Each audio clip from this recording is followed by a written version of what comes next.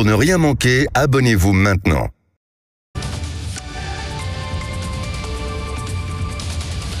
Elisabeth Lévy, du lundi au jeudi. Bonjour Elisabeth. Bonjour Patrick, bonjour à tous. Alors, vous voulez revenir sur la grève des éboueurs. Alors, il y a eu plusieurs villes qui ont été touchées à des moments ou à d'autres. Marseille, Rennes, Nantes, Saint-Brieuc, Saint-Omer ou encore, évidemment, Paris. Paris où la grève, quand même, des éboueurs entre dans sa 4e semaine, c'est ça déjà ? Eh oui, et les derniers touristes semblent fatigués de slalomer entre les montagnes de poubelles et même lassés de faire des selfies devant. C'est vraiment une image de la tiers-mondisation de notre pays. Et évidemment, les recettes touristiques, les recettes des restaurants, des hôtels sont en chute libre. Et d'ailleurs, on ne voit pas pourquoi ça s'arrêterait, parce que le Parisien a confirmé hier que la municipalité étalerait les retenues sur salaire. Ça devrait être 2 jours maximum par mois, ce qui signifie probablement un seul.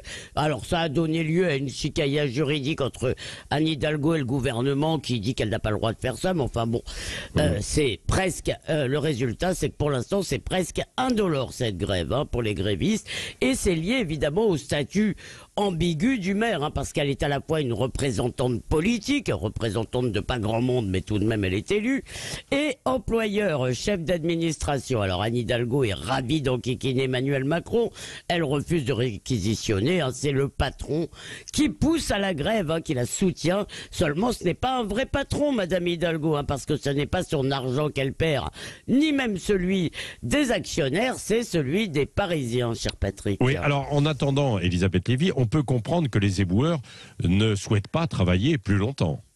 Oui, on peut comprendre que personne ne veuille travailler plus longtemps en réalité. Bien sûr, c'est vrai qu'il y a des métiers plus ou moins usants, plus ou moins amusants.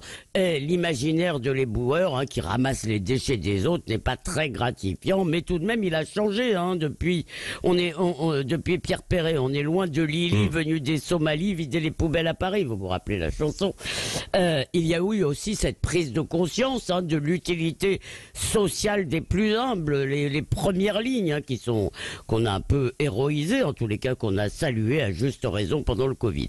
Et la réalité du travail aussi, elle a changé. Dans les années 70, il y avait ces bennes vétustes et malodorantes. Aujourd'hui, ce sont des véhicules modernes avec des équipements protecteurs pour ceux qui y travaillent, heureusement. Alors, pour être éboueur.e, ça c'est comme ça qu'on dit sur le site de la mairie de Paris, donc pour être éboueur ou éboueureux, faut de statut public, de statut fonctionnaire à Paris, il faut être de nationalité française ou européenne, le salaire brut avec les primes au départ, c'est 2000 € par mois, c'est plus qu'un instit. Alors bien sûr, il faut se lever tôt, c'est plus pénible qu'être dans un bureau encore que y a des gens qui trouvent ça moins pénible. C'est physiquement plus usant, ça c'est sûr, mais malgré tout ça, il y a 2 candidats pour chaque poste.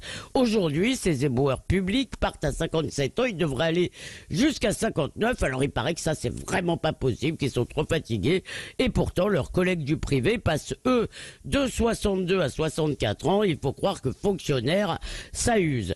Alors dans le privé où la grève pénalise les salariés et le patron, on se met autour de la table et on signe des accords, ce qui veut dire que les mouvements, souvent il y a des préavis et puis ça s'arrête. Avec les éboueurs de la ville de Paris, les dés sont pipés. Pourquoi ? Eh bien parce que la grève, Patrick, c'est un rapport de force. Le gréviste fait pression sur le gouvernement à travers la collectivité, mais lui aussi paye un prix.